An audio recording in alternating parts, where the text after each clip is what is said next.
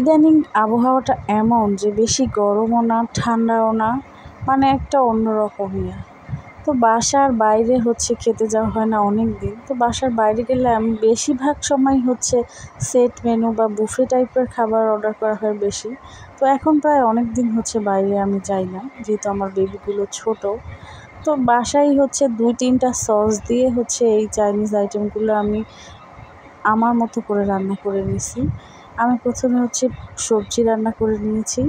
সব কিছুর মধ্যেই অল্প মাংস আর অল্প অল্প করে সয়া সস, ওয়েস্টার সস আর বাকি উপকরণগুলো দিছি। আর এখানে আমি এই যে চিলি চিকেন করেছিলাম, এটাও একদম সিম্পল, মানে ওই 3টা সস দিয়েছি।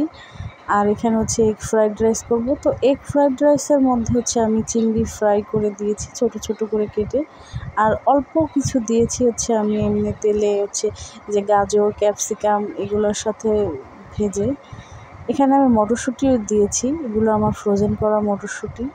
আর কিছু পেঁয়াজ দিয়ে নিয়েছি। আর এই যে আমার রাইসটাও দিয়ে এই যে এখন আমি মিক্সড করে নিব। মানে এটা ফ্রাইড রাইস, মানে খুব ইজি একটা রান্না মনে হয় আমার কাছে, যদি সব কিছু গোছানো থাকে। তো এই যে বাইরে না যেয়ে বাসায় বানায় ফেললাম সব কিছু।